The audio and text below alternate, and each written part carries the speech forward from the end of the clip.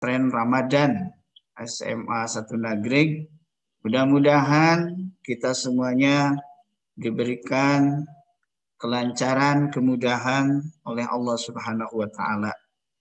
Salawat dan salam semoga selalu tercurah, terarah, terlimpah ruah kepada junjungan alam, yakni Habibina wa Syafi'ina wa Maulana Muhammad sallallahu alaihi wasallam. Kepada keluarganya, sahabat-sahabatnya, tabi'in, atba'u tabi'in, hingga kepada umatnya yang masih taat dan patuh hingga yaumil kiamah. Baik, selamat pagi kepada seluruh peserta Smatren Ramadan, dan kami haturkan terima kasih kepada pihak SMA 1 Nagreg, dalam hal ini Bapak Kepala Sekolah beserta jajarannya. Mudah-mudahan semuanya diberikan kesehatan lahir dan batin, juga adik-adik semuanya, siswa-siswi baik kelas 10, 11, terutama SMA 1 Nagreg ini mudah-mudahan diberikan oleh Allah kekuatan, diberikan oleh Allah kesehatan, terutama kita yang saat sekarang ini sedang menjalani saum Ramadan. Mudah-mudahan saum Ramadan beberapa hari yang telah kita laksanakan, amal ibadah kita diterima oleh Allah Subhanahu wa taala. Allahumma taqabbal minna innaka antas samiul alim. Al-Fatihah. A'udzubillahi minasyaitonir rajim. Baik, hari ini saya akan menyampaikan sebagaimana yang telah dijadwalkan oleh panitia, yaitu tentang Islam rahmatan lil alamin. Sebagaimana yang kita ketahui bahwa Islam rahmatan lil alamin ini menjadi model yang sangat unik, klasik, ciamik, dan perlu kita pertahankan. Kenapa? Karena 10 tahun terakhir ini terutama kita dihantam oleh berbagai hal-hal yang terutama Islam menjadi sesuatu, baik itu dikatakan teroris Islam atau lain sebagainya. Mudah-mudahan dengan konsep Islam rahmatan lil alamin ini, terutama kita semuanya bisa menjaga keislaman kita, bisa mensiarkan bahwa Islam itu tidak seperti yang terutama oleh kaum-kaum yang atau golongan-golongan tertentu dikatakan ekstrim, teroris dan sebagainya. Baik, kita lanjut kepada materi pendahuluan. Nah, dari sini, dari isu menjadi pemicu.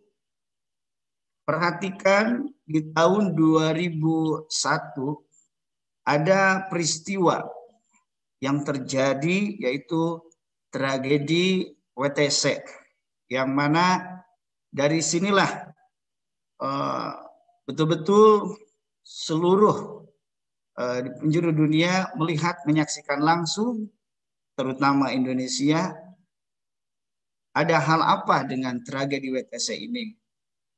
Di sana kita bisa menyaksikan, baik nanti kalian bisa melihat berbagai artikel, tulisan, apa saja yang ada di Google, atau bisa browsing di channel-channel yang lainnya, betapa yang namanya Osama bin Laden itu dikejar-kejar oleh Amerika Serikat pada saat itu.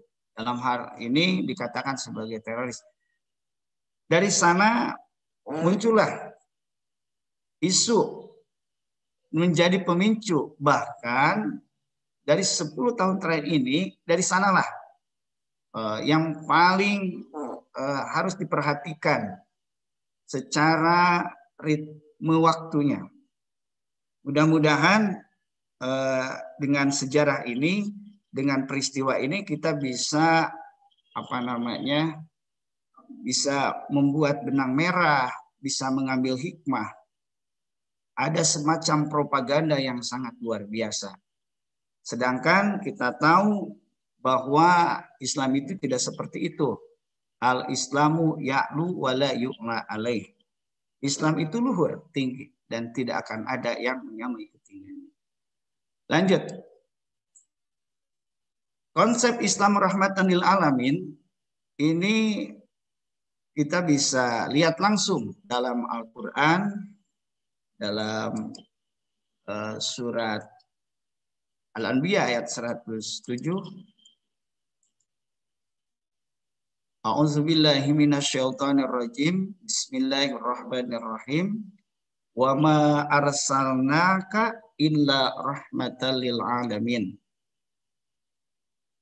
Mohon izin kalau di sini tulisan ayat Al-Qur'annya acak-acakan karena berbeda settingan dari PowerPoint sebelumnya. Tapi yang jelas, wa ma arsalnaka illa rahmatan lil alamin. Dan tiadalah kami mengutus kamu, atau bahasa lainnya, dan tidak semata-mata kami mengutusmu wahai Muhammad, karena ka ini khitabnya kepada Nabi Muhammad SAW. Illa rahmatan lil alamin, kecuali atau melainkan untuk menjadi rahmat bagi semesta alam.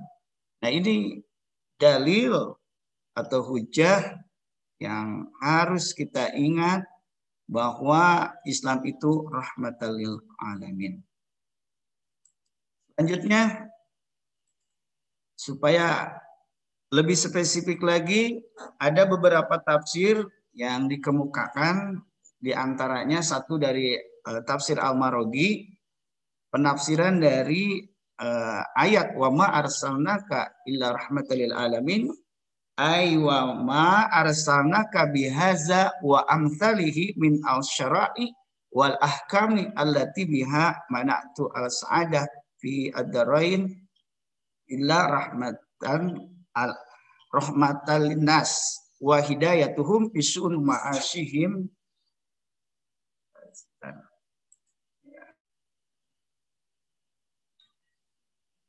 Wa ma sebentar.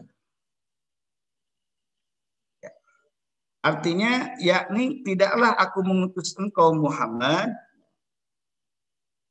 dengan Al-Quran ini dan yang serupa dengan itu, ya, berupa syariat dan hukum yang menjadi pedoman kehidupan bahagia di dunia dan akhirat, melainkan sebagai rahmat dan petunjuk bagi kehidupan mereka di dunia dan akhirat.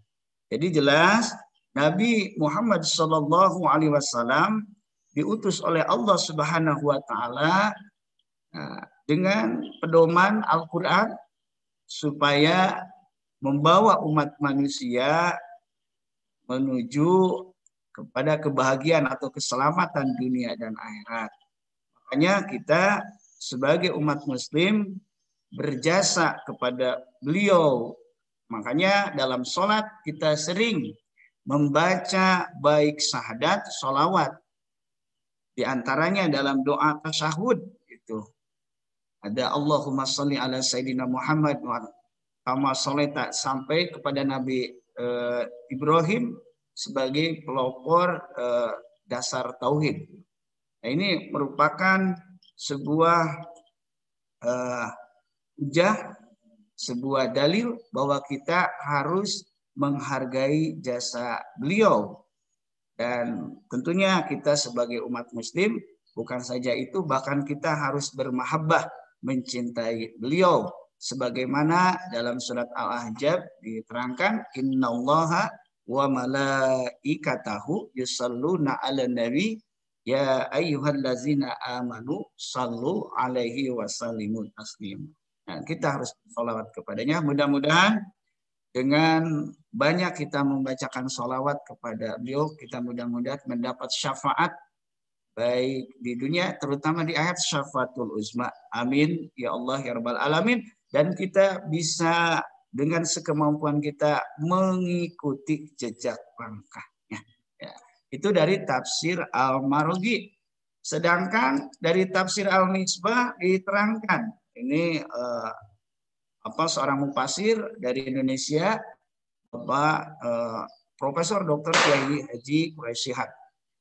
Rasul adalah rahmat, bukan saja kedatangan beliau membawa ajaran, tetapi juga sosok dan kepribadiannya adalah rahmat yang dianugerahkan Allah kepada beliau. Ayat ini tidak menyatakan bahwa kami tidak mengutus engkau untuk merahmat, tetapi sebagai rahmat atau agar engkau menjadi rahmat bagi seluruh alam. Ini sangat luar biasa. Jadi pembeda, makanya Nabi Muhammad SAW disebut dengan Khotimul Anbiya wal Mursalin, penutup para nabi dan rasul.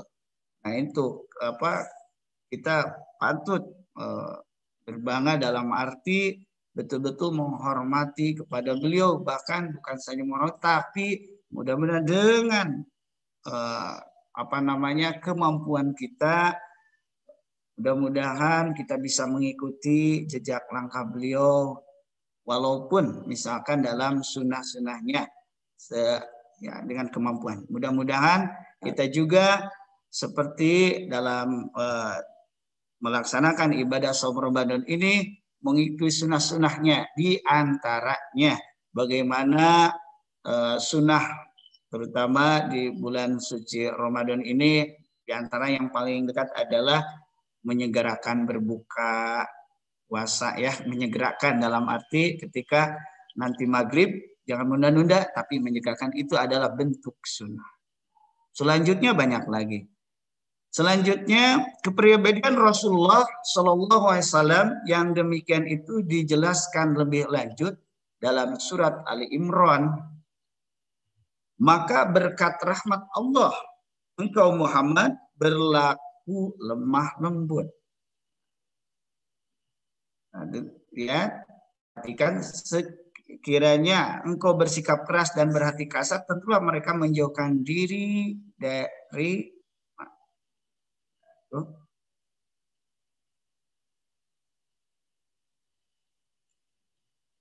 ya.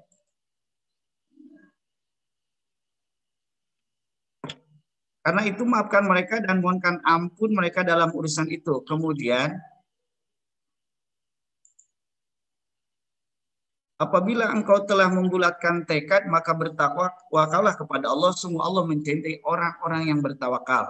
Dengan ayat ini, menurut beliau, Bapak Quraisy Shihab, Allah sendiri yang mendidik dan membentuk kepribadian Nabi Muhammad. Nah, perhatikan ada proses ketika Nabi Muhammad di waktu remaja pernah dadanya dibelah oleh malak Jibril. Pada saat itu ini bentuk sebagai upaya memproteksi, bukan saja beliau itu maksum, tapi luar biasa dipersiapkan untuk menerima tugas yang sangat mulia. Hal ini sesuai pula dengan pernyataan beliau, aku dididik oleh Tuhanku, maka sungguh baik hasil pendidikannya. Beliau adalah rahmat yang dihadiahkan Allah pada seluruh alam. Subhanallah. Nah, ini tafsir Al-Misbah dari surat Al-Anbiya 107, wa ma arsalnaka illa rahmatan lil alamin. Tadi tafsir Al-Marughi, yang ini tafsir Al-Misbah.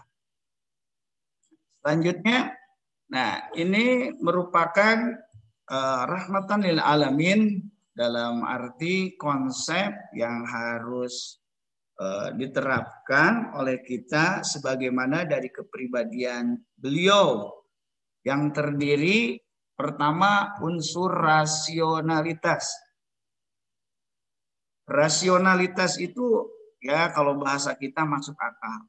Beliau berdakwah menyebarkan Islam dalam kurun kurang lebih 22 tahun lebih atau 23 tahunan, itu sangat luar biasa kita mengenal ada dakwatus sirri wa dakwatus jahri, dakwah secara sembunyi-sembunyi dan dakwah secara terang-terangan. Bagaimana mempersiapkan dulu dari internal sebelum ke eksternal. Nah, ini sangat terukur. Kalau bahasa di pendidikan itu, beliau itu membuat kurikulumnya dulu dalam berdakwah. Ketika ada hal menemui kemandekan, hambatan dalam berdakwah, beliau sudah mempersiapkan jawabannya. Dan itu banyak sekali terlihat dalam perjalanan atau sirah nabawiyahnya. Nah, itu unsur rasionalitas. Jadi keberhasilannya itu terukur. Terukur bukan saja karena oleh Allah Subhanahu wa taala tadi telah dipersiapkan, kemudian beliau juga dalam hal ini perhatikan tadi dalam mukadimah saya memberitakan dengan alladzi arsala rasulahu bil huda wa dinil haq. Jadi Allah itu mengutus Nabi Muhammad bil huda dengan petunjuk, wa dinil haq dengan agama yang hak. Mudah-mudahan kita semuanya bersyukur menjadi muslim, mudah-mudahan kita digolongkan menjadi umat Nabi Muhammad Shallallahu alaihi wasallam.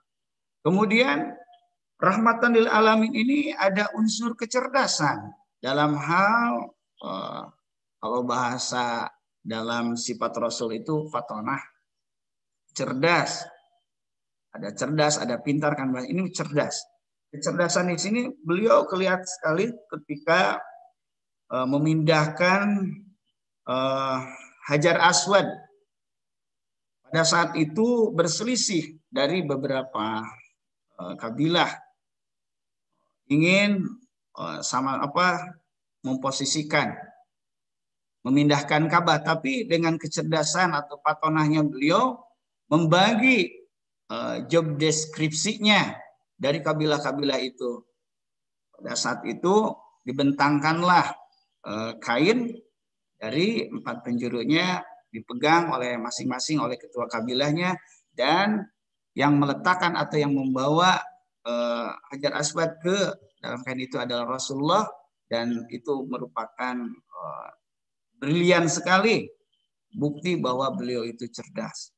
Kemudian dari sisi lain, unsur kecerdasan rahmatan lil alamin di sini adalah yang mana beliau dalam berdakwah betul-betul tidak konyol, tapi diperhitungkan matang-matang, dan kita lihat berdasarkan wahyu-wahyu Allah atau ayat-ayat lain sangat luar biasa kecerdasan beliau. Sampai sekarang mudah-mudahan kita digolongkan menjadi umat Nabi Muhammad yang diberikan kecerdasan, jadi melek bahasanya, peka terhadap lingkungan dan sebagainya. Kemudian rahmatan lil alamin di sini yaitu unsur keseimbangan antara hati, spiritualitas dan moral. Dalam hal ini perhatikan salah satu asbabun nuzul dari surat Yasin. Yasin itu dalam satu tafsirnya disebut Yasin, ada yang mengatakan wallahu a'lam bil muradi bidzalik, tapi ada yang mengatakan Yasin ini ya insan. Yang mana asbabun nuzulnya itu adalah orang-orang Quraisy pada saat itu meremehkan, bahkan mencemoohkan, apa benar Muhammad itu seorang nabi? Jadi bahasanya itu di mana pasantrenna, di mana sakolana dan sajabir. Ini merupakan sebuah nyeleneh, ya, sikap-sikap nyeleneh dari orang-orang Quraisy pada saat itu. Nah, setelah itu turunlah surat Yasin ini. Yasin wal Qur'anil Hakim innaka laminal mursalin. Sesungguhnya engkau benar-benar sebagai seorang rasul. Nah, kita perhatikan sebelum Nabi Muhammad lahir itu telah ada peradaban, terutama Yunani. Peradaban disebut kalau Arab itu ahlul fitrah, kalau Yunani ahlul fikrah, Kalau India, Pakistan sebagainya itu disebut dengan ahlul akidah. Nah, nanti pertemuan dari konsep atau ideologi-ideologi itu terlihat setelah Khulafaur Rasyidin. Bagaimana adanya Khawarij, Mu'tazilah, kemudian adanya Jabariyah, Qadariyah, Maturidiyah dan sebagainya. Nah, disinilah sangat luar biasa. Jadi unsur keseimbangan antara hati, spiritualitas dan moral itu Rasulullah membawa konsep akhlak. Innama bu'istu liutamimma makarimal akhlak. Nah, gitu. Jadi akhlak itu adalah konsep yang ditawarkan ya oleh Nabi Muhammad dalam hal ini yang diwahyukan oleh Allah Subhanahu wa taala. Perhatikan, orang ada di dalam Al-Qur'an itu ada bahasa, dalam hadis juga sama, ada adab, ada akhlak ya. Kalau kita mengenalnya ada karakter, ada watak, ada tabiat, ada akhlak, itu beda. Beda-beda. Ternyata keseimbangan spiritualitas dan moral ini itu membawa konsep baru ya. Seperti begini. Orang Jepang itu berpendidikan, makanya berperadaban. Beradab tapi belum tentu berakhlak. Nah, di sini akhlak di sini sebuah konsep ya dari Allah Subhanahu wa taala yang dibawa oleh Nabi Muhammad sallallahu alaihi wasallam menjadikan pembeda. Nah, di akhir zaman ini tentunya kita semuanya mengingat dari kemuliaan akhlak beliau yang sangat luar biasa. Wa innaka la'ala khuluqin adzim, itu dalam surat Al-Qalam ya. Dan sesungguhnya Kak Muhammad, engkau Muhammad, la'ala khuluqin adzim, benar-benar mempunyai khuluq atau akhlak yang sangat luhur, yang sangat istimewa dalam hal ini. Makanya dari rahmatan lil alamin ini menjadi dari spiritualitas moral yang sangat yang sangat istimewa ini bisa menjadi indikator pada zaman sekarang. Apakah sama? Tidak, nah gitu. Kemudian unsur komprehensif ini menyeluruh ya, syamil kalau bahasa ininya. Dalam Al-Qur'an ya dikatakan ya, Allah berfirman udkhulu bisilmi kafah gitu ya. Ya ayyuhalladzina amanu udkhulu bisilmi kafah. Wahai orang-orang yang beriman, masuklah ke dalam Islam itu secara kafah. Nah, gitu. Nah, kafah di sini kalau terjemahan global, nah itu adalah menyeluruh. Namun kalau diperhatikan itu sangat luar biasa ya. Asy-Syatibi dalam konsepnya Maqasidus Syariah menerangkan unsur komprehensif ini menyeluruh ini pertama harus hifdzuddin, bahwa rahmatan lil alamin ini harus bisa menjaga agama gitu. Kayak gitu. Jadi jangan sampai rahmatan lil alamin itu jadi merusak agama. Contoh, kita mengenal beberapa tahun ke belakang ada ISIS ya, berdiri di negara Irak, Syria gitu ya. Itu bukan menjaga agama, bahkan merusak agama. Dalam pandangannya mereka jihad, tapi bukan seperti itu. Nah, itulah disebut dengan Khawarij modern kalau bahasanya. Jadi telah merusak tatanan agama. Kemudian hifdzul akli, rahmatan lil alamin dalam unsur komprehensif ini harus menjaga akal, rasio kita dan sebagainya. Jadi dimengerti ya oleh orang lain. Kemudian oh iya, makanya dalam hadis Rasulullah itu khairun nas anfahum linnas. Sebaik-baik manusia itu yang paling banyak manfaatnya bagi orang lain.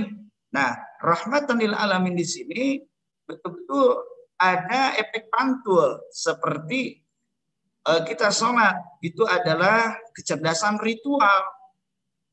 Dari sholat ini harus terpancar menjadi kecerdasan sosial, dalam arti ritual dan sosial ini erat kaitannya.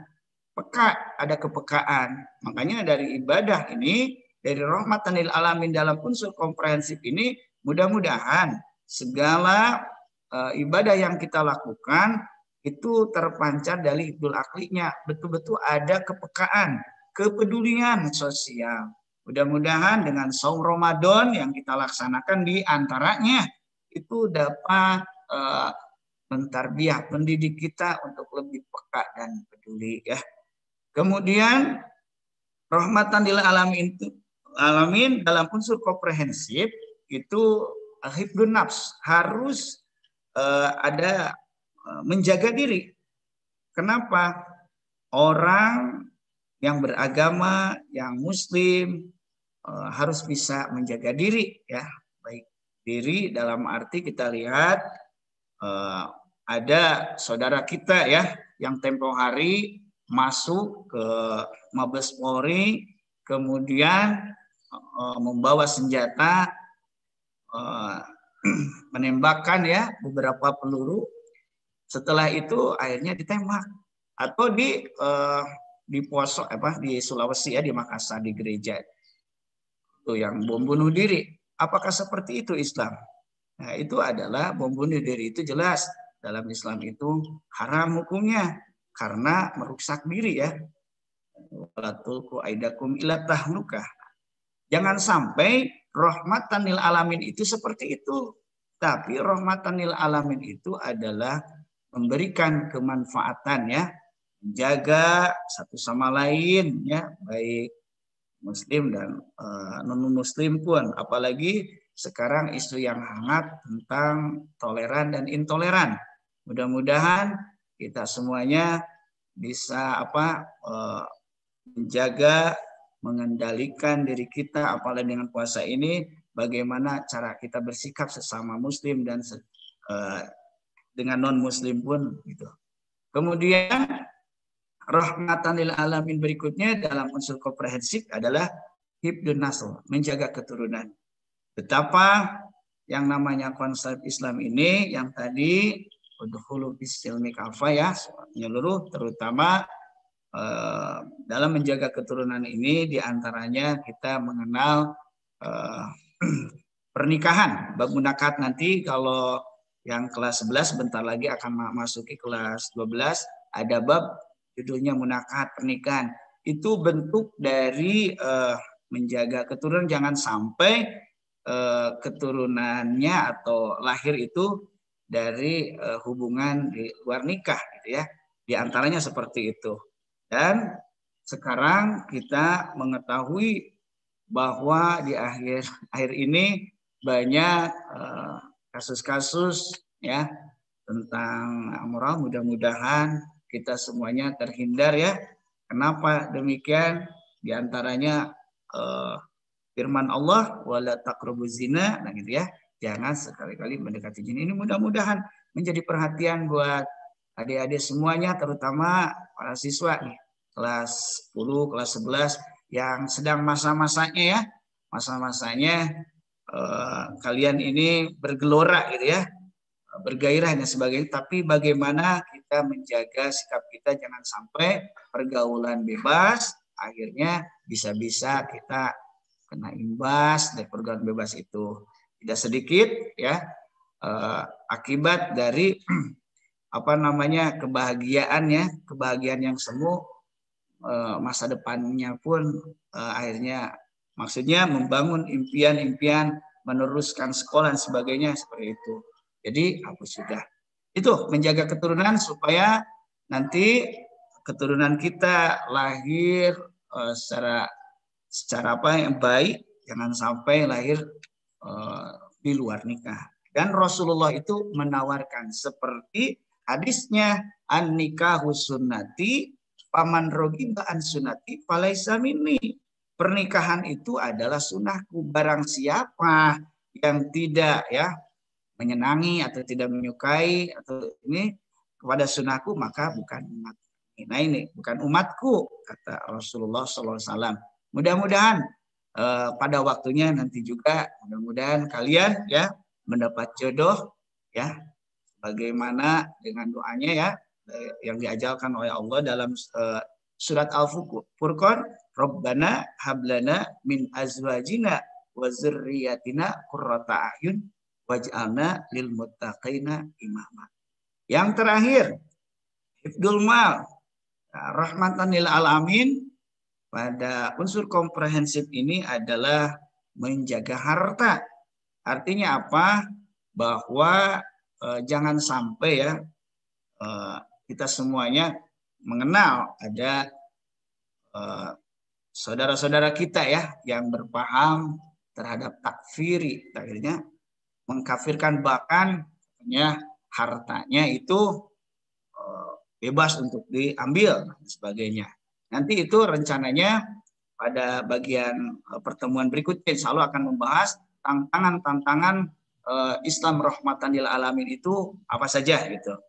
Nah, mudah-mudahan dengan dikemukakannya ya rahmatan lil alamin dalam 4 konsep ini, diantaranya yang tadi disebutkan unsur rasionalitas, unsur kecerdasan, unsur keseimbangan antara hati, spiritualitas moral, dan terakhir unsur komprehensif. Kita semuanya sedikit demi sedikit mudah-mudahan dapat ilmu yang bermanfaat. Selanjutnya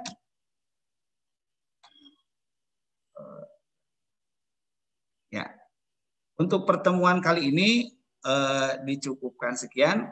Selanjutnya bila mana ada pertanyaan dari partisipan, adik-adik silakan. Ada waktu kurang lebih seberapa ini 18 menit untuk berdialog interaktif. Mudah-mudahan kalian paham apa yang atau yang tadi dipaparkan.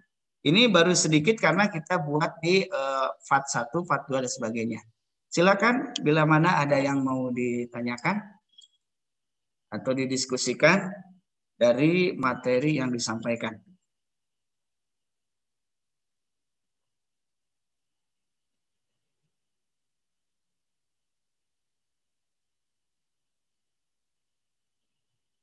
Silakan. Ini Pak, Miftah Pak. Ya silakan, Miftah, silakan. Sebutkan kelasnya, kelas apa ya? Miftah Farhan Pak, kelas 11 MIPA 6. Ya silakan. Ya. Izin bertanya Pak, kalau ya, boleh. kan sunatnya itu kalau buat buka puasa itu kan harus disegerakan Pak. Kan Miftah teh pernah dengar ada beberapa pemahaman, jadi ada itu teh menurut matahari setengah tenggelam itu kan biasanya tuh kan maghribnya Pak. Terus teh ada yang harus sampai benar-benar tenggelam itu teh kalau di gak apa-apa gitu Pak kalau misal teh kalau harus benar-benar sampai tenggelam gitu Pak.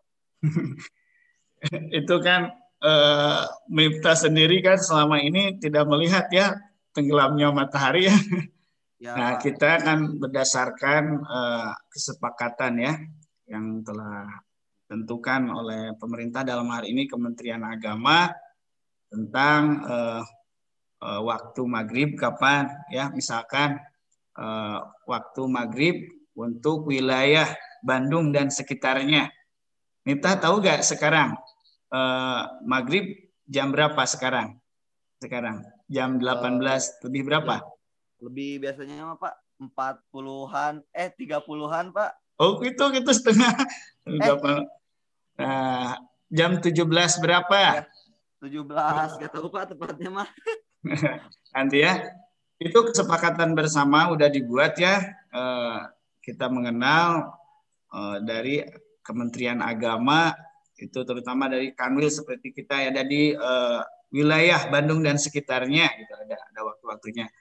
Nah, memang pada dasarnya pertama kita mengenal bahwa ada hadis lis-shaimi farhatani, buat orang berpuasa itu mendapat dua kegembiraan ya, di antaranya ya farhatun ida abtoro ya fariha bifitrihi ya, gembira bahagia gitu ya, gembira ketika sedang buka puasa ya.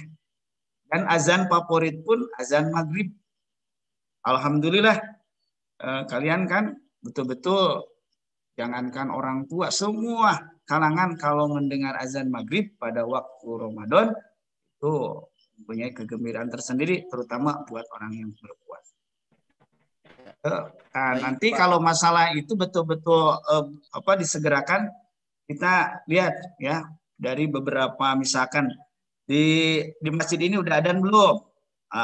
Kemudian misalkan di televisi kita pantau ada misalkan di TVRI Bandung atau TV lokal udah adzan belum gitu ya, untuk menyamakan persepsi jangan sampai ada kejadian ya waktunya belum ini adzan gitu ya. Itu bisa disesuaikan dan dikondisikan ya Ayah. Miftah Farhan kelas 11 MIPA 6. Terima kasih. Ya, baik Pak. Terima kasih Pak. Mangga. Lanjut. Ya, silakan. Ada yang mau bertanya lagi? Dari sekian yang hadir. Alhamdulillah kita diikuti oleh 50 partisipan yang hadir pada saat sekarang ini. Mudah-mudahan yang hadir ya diberikan oleh Allah ilmu yang bermanfaat ya. Silakan, izin bertanya, barisan silakan. Yang ngechat siap silakan. Siapa barisan? Pak itu dibuka aja itunya. Ada izin bertanya dari Asep 12 IPS 3 ya. Silakan Asep. Asep mana Asep? Asep. Ya, Halo, Asep. Assalamualaikum. Ya, silakan Asep. Gimana? Assalamualaikum, Pak. Waalaikumsalam warahmatullahi wabarakatuh. Ya, silakan Asep. Gimana? Izin bertanya saya. Boleh. Ya. Jikalau melihat fenomena di zaman sekarang ini, Pak, kan Boleh. tidak semuanya orang itu memanfaatkan bulan Ramadan ini adalah sebagai momentum di mana kita itu untuk memperbanyak amal pahala, kan begitu ya Pak? Tapi sebagian orang juga ada yang sebagian yang lalai dalam beribadah. Nah, bagaimana sih Pak cara kita menyikapi kondisi seperti itu? Mengingat hal tersebut kan terjadi di sekitaran lingkungan kita, Pak. Ya. Sekian Pak, terima kasih. Ya baik.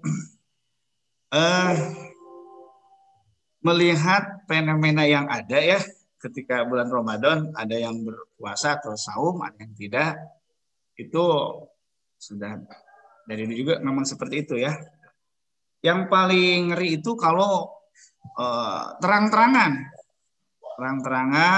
makan, minum, sampai merokok di tempat yang umum.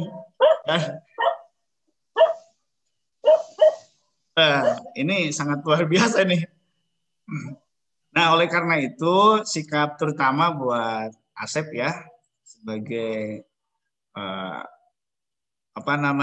seorang remaja ya, betul-betul harus bisa pertama mengendalikan diri ya. Mengendalikan diri, jangan sampai kita menyampaikan sesuatu hal misalkan mengingatkan ya nahi mungkar dalam bahasanya dengan cara-cara yang tidak santun berakibat fatal buat Asep sendiri gitu ya. Nah, dalam hal ini kita mengenal ada bahasanya itu pada ujungnya amaluna amalukum ya.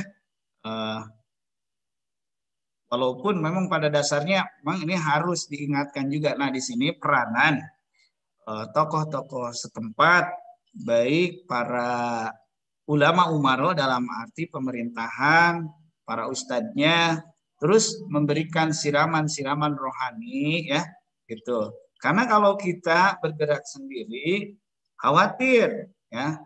Dakwah itu kan betul-betul harus bermarhalah, harus terkonsep tadi disebutkan ya, harus cerdas gitu ya, ada unsur cerdasnya juga bagaimana nih gitu. gitu menyampaikan supaya ada perubahan, gitu kan? Nah itu. Nah yang penting begini, ini betul-betul PR bersama bila mana ada warga yang banyak yang tidak berpuasa apalagi terang-terangan. Nah, menjadikan sebuah pemandangan yang tidak elok ya khususnya. Itu Asep, gini betul-betul di sini harus berdialog dengan stakeholder kalau bahasanya ya. Harus berdialog dengan pertama dengan tokoh ustadznya ya. Mudah-mudahan pengurusnya misalkan Bapak RT, Bapak RW bisa berini gitu ya. Menyampaikan dengan baik gitu, dengan bahasa santun. Kalau langsung misalkan apalagi kalau seorang dua orang itu bisa pendekatan lain, tapi kalau banyak misalkan di daerah tersebut misalkan banyak yang tidak berpuasanya, maka itu menjadi PR ya, menjadi PR buat ulama umaro yang ada di daerah tersebut. Begitu Asep, mudah-mudahan tidak puas ya. Bapak bukan lelaki pemuas. Silakan Asep, ada yang mau dikomentari lagi? Oh iya Pak, terima kasih. Sebelumnya saya minta maaf, saya kelas Boleh. 11, tapi Iya, maka. ikut ke Zoom kelas 10 dan kelas 11. Iya, siap. Terima kasih Pak jawabannya. Iya, mau. Ya, lanjut. Assalamualaikum. Assalamualaikum warahmatullahi wabarakatuh. Silakan ada yang bertanya lagi dari siswa-siswi kelas 10, kelas 11. Mudah-mudahan ada responnya ya. Ada lagi nggak? Ini Resti Puspita apa ini? Bertanya. Resti apa bertanya nih? Silakan. Nah gitu. Sekali lagi ada lagi bertanya? Kalau tidak ada,